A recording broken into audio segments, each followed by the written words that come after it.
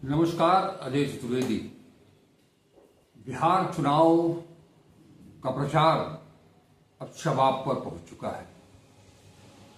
India गठबंधन हो, महागठबंधन अथवा एनडीए, दोनों तरफ से जो उनके स्टार प्रचारक हैं उन्होंने पूरी ताकत झोंक दी है।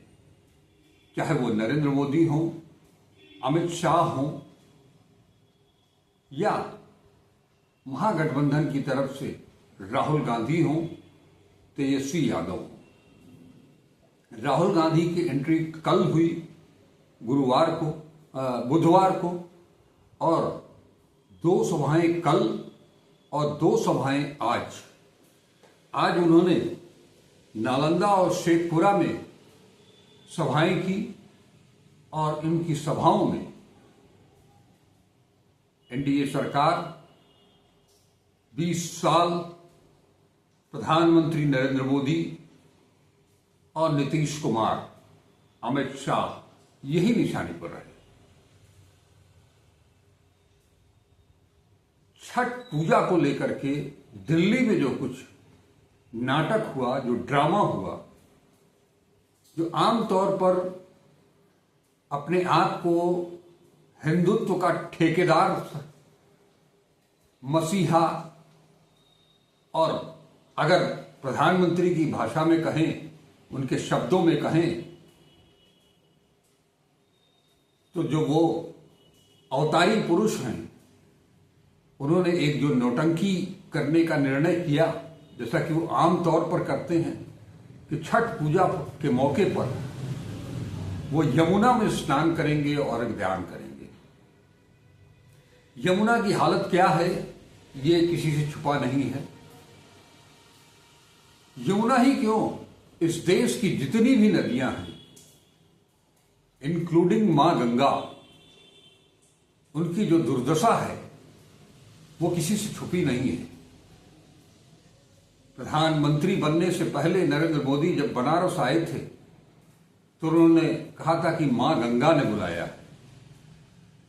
तब ये लोगों को लगा था कि वो गंगा अब कुछ स्वच्छ होगी, कम से कम आचमन योग्य, नहाने योग्य तो पानी होगा। लेकिन 11 साल बीत गए, अरबों रुपए खर्च हो गए, लेकिन हुआ कुछ नहीं। अभी छठ बीता है। छठ पर छठ व्रतियों ने बनारस के गंगा घाटों पर जिन मुश्किलों के तहत वो छठ की पूजा की, वो वही जानते होंगे उसका हाल।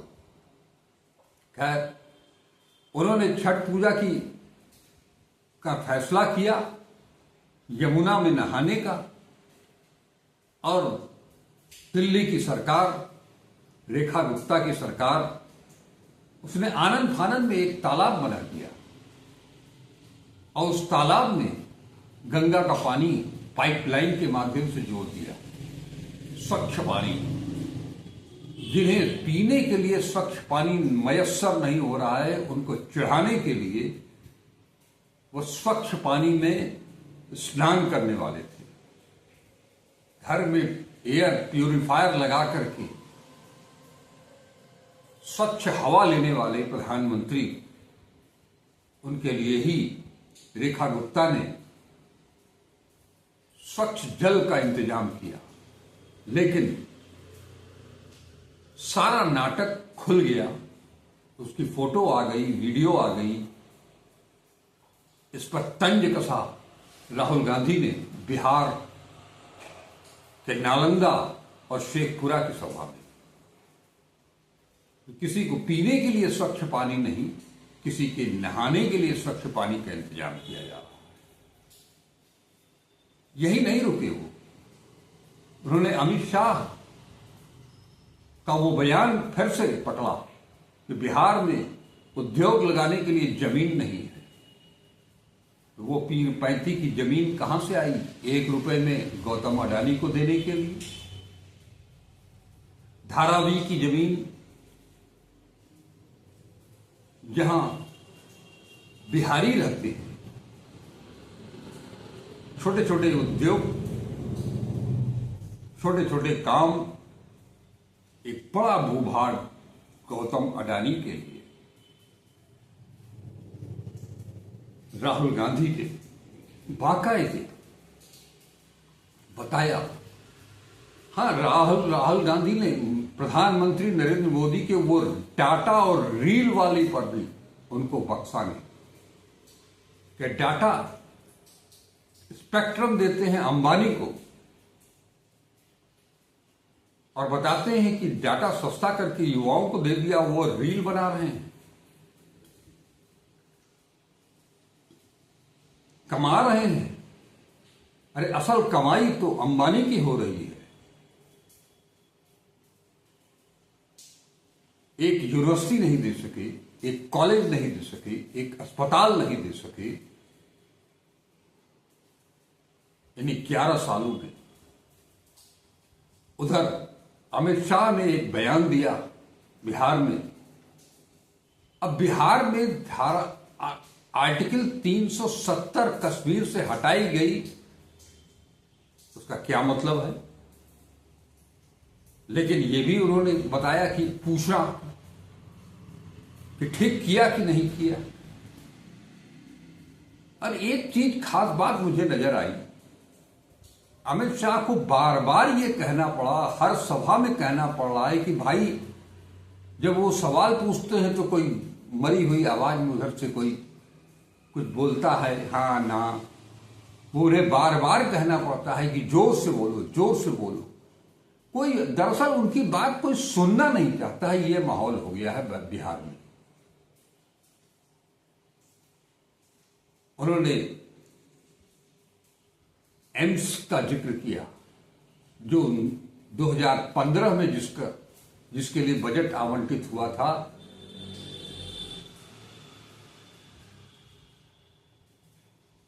दिवंगत अरुण जेटली ने वो बजट जारी किया था और उसके बाद से अभी तक वो पूर्णता को प्राप्त नहीं कर सका है।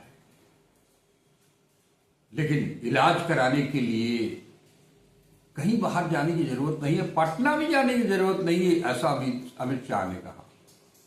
जिस अस्पताल का, जिस एम्स का अभी तक कोई वजूद ही नहीं है, वहां आप जाकर के इलाज कराइए। लेकिन राहुल गांधी ने इन दोनों सभाओं में, चाहे शेखपुरा हो चाहे वो नालंदा हो, उन्होंने जनता से वादा किया कि अगर महागठबंधन की सरकार जब आएगी तो वो एक विश्व स्तरीय विश्वविद्यालय,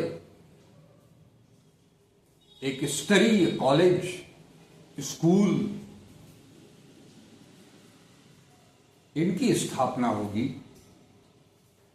ताकि बच्चों को पढ़ने के लिए अपना गांव, अपना घर, अपना राज्य छोड़ करके कहीं जाना न पड़े, इलाज के लिए कहीं जाना न पड़े। इसलिए बेहतर हॉस्पिटल्स होंगे। और उसके बाद उन्होंने जो न्याय की बात की, संविधान की बात की, युवाओं को फिर से संविधान की रक्षा के लिए आवाज दी और साथ साथ एक चीज ताकीद किया सभी युवाओं को, उस वोटर अधिकार यात्रा का उल्लेख करते हुए, वोट चोरी जो चुनाव आयोग कर रहा है उसका उल्लेख करते हुए कि आप सभी की बड़ी जिम्मेदारी है इलेक्शन के मौके पर बूथ से लेकर के मतगणना स्थल तक पैनी निगाह रखनी पड़ेगी, क्योंकि एनडीए, बीजेपी के लोग वोट चोरी की आदत छोड़ नहीं सकते। वो कुछ न कुछ अंतिम समय तक तिकड़म लगाएंगे जरूर। इसलिए वोटर लिस्ट और बाकी जितने भी कागजात हैं उन पर निगाह रखने की जरूरत है, उन पर काम करने की जरूरत है। कहीं कुछ भी गलत हो तत्काल उसका विरोध करने की जरूरत है। ऐसी एक शिक्षा भी वो आम सभा में दे गए, जो आम तौर पर भारतीय जनता पार्टी, नरेंद्र मोदी और अमित शाह बंद कमरों में अपने पन्ना प्रमुख और तमाम कार्यकर्ताओं को देते हैं, वो उन्होंने बिहार की जनता और बिहार के युवाओं को ये दायित्व सौंप दिया। ये बड़ी बात है। बातें तो उन्होंने बहुत कुछ की, लेकिन केवल शेखपुरा और नालंदा ही क्यों, आज राहुल गांधी, तेजस्वी यादव और कांग्रेस अध्यक्ष मल्लिकार्जुन खड़गे सब ने मिलकर के बिहार में बहुजनों को उनका पूरा हक और अधिकार दिलाने के लिए ऐतिहासिक अति पिछड़ा न्याय संकल्प पत्र भी जारी किया। घोषणा पत्र, चुनाव घोषणा पत्र जारी करने के बाद ये अति पिछड़ा न्याय संकल्प पत्र जारी किया गया है। इसमें 10 ठोस संकल्प है, वो आपको सुनाता हूं मैं। नंबर 1, आरक्षण की 50% सीमा बढ़ाने के लिए पास कानून को 9वीं अनुसूची में शामिल करने के लिए भेजेंगे। नंबर 2, पंचायत नगर निकाय में आरक्षण 20% से बढ़ाकर 30% होगा। नियुक्तियों में नॉट फाउंड सूटेबल जैसी व्यवस्था खत्म की जाएगी। अति पिछड़ा वर्ग की सूची में सही प्रतिनिधित्व के लिए कमेटी बनेगी। SC, ST, OBC, EBC के आवासीय भूमिहीनों को जमीन मिलेगी। शहर में 3 डेसिमल और गांव में 5 डेसिमल। प्राइवेट स्कूलों की आधी आरक्षित सीटें SC, ST, OBC, EBC बच्चों को मिलेगी। 25 करोड़ तक के सरकारी ठेकों में 50% आरक्षण ST, SC, OBC, EBC को। पिछड़ों, अति पिछड़ों के खिलाफ अत्याचार रोकने को कानून बनाया जाएगा। आरक्षण देखने के लिए प्राधिकरण बनेगा। सूची में बदलाव केवल विधानसभा कर सकेगी। ये 10 बिंदुओं पर जो आज ये जारी हुआ है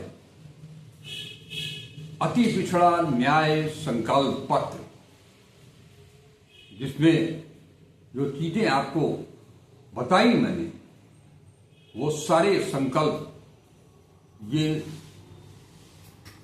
बाकायदे राहुल गांधी, मल्लिकार्जुन खड़गे, तेजस्वी यादव और मुकेश सहनी सहित सभी गठबंधन के नेताओं की उपस्थिति में जारी किया गया। ये एक महत्वपूर्ण दस्तावेज है। इसके बारे में बहुत विस्तार से राहुल गांधी ने एक एक बिंदु को लेकर के समझाया भी लोगों को। यानी एक तरह से अगर हम कहें कि राहुल गांधी अपने उस मिशन से, अपने उस लक्ष्य से तनिक भी इदाएं बाएं कहीं कुछ नहीं। संविधान की रक्षा, लोकतंत्र की रक्षा, आम आदमी की भागीदारी, खास तौर पर पिछड़े, अति पिछड़े, दलित, महादलित, अल्पसंख्यक, मुस्लिम और निर्धन गरीब सवर्ण, इन सब को शामिल करने के लिए उन्होंने जो एक मुहिम शुरू की है, उससे वो तनिक भी विचलित होते हुए नजर कभी नहीं आए। यही एक वजह है कि राहुल गांधी के बारे में जो कहा जाता है कि वो शख्स ऐसी मिट्टी का बना है जो एक बार एक एजेंडे को, एक टास्क को अपनाता है तो उससे कभी डिगता नहीं है। 2022, 2004 कहिए, 21 साल हो गए। इन 21 सालों में जिन जिन मुद्दों को उन्होंने उठाया, उन सब को आज भी लेकर के चल रहे हैं। और खास तौर पर भारत जोड़ो यात्रा और भारत जोड़ो न्याय यात्रा के समय जिन मुद्दों को उन्होंने अपनी मुट्ठी में लिया, उसे लेकर के वो आगे बढ़ते ही चले गए। आज ये संकल्प पत्र, न्याय संकल्प पत्र जारी करते हुए उन्होंने ये फिर से याद दिलाया कि हाइड्रोजन बम जो आने वाला है वो बहुत जल्द आने वाला है, इंतजार कीजिए, हाइड्रोजन बम भी आएगा। उधर नुक्ताचीनी शुरू हो गई है। भारतीय जनता पार्टी, उनके जो प्रवक्ता हैं सुधांशु त्रिवेदी जी, वो छठ को लेकर के, छठ की पवित्रता को लेकर के, छठ की शुचिता को लेकर के, छठ के बहाने नरेंद्र मोदी का बचाव करने के लिए उतर आए हैं और उसे बिहार की अस्मिता से जोड़ा जा रहा है, धर्म से जोड़ा जा रहा है। क्या नौटंकी है, लेकिन इससे कोई फर्क नहीं पड़ रहा है। इंडिया गठबंधन, महागठबंधन अपने वसूलों पर, अपने उद्देश्यों पर, अपने लक्ष्य को लेकर के निरंतर आगे बढ़ रहा है। महिलाओं को के बारे में, बेटियों के बारे में, युवाओं के बारे में, किसानों, मजदूरों के बारे में, उन सब के लिए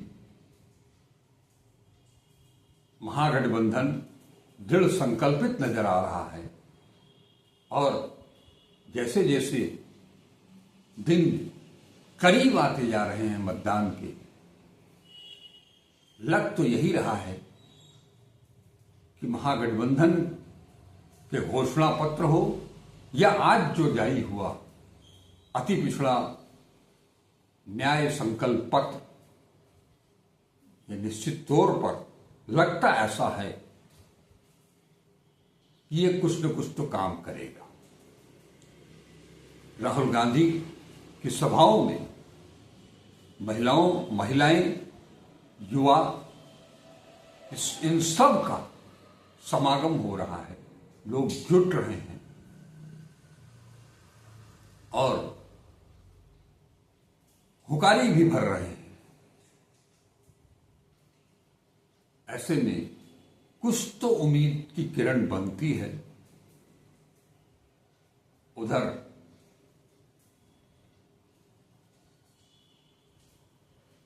%3 बनाम 17% की आवाज ओवैसी भी देने लगे हैं। बात जनसुराज की भी होने लगी है। प्रशांत किशोर पांडे जी, पीके पांडे, आज उनके दल के एक नेता की हत्या तक कर दी गई है चुनाव के समय में। ये चुनाव चल रहा है, चुनाव आयोग के अंतर्गत वो सब कुछ है।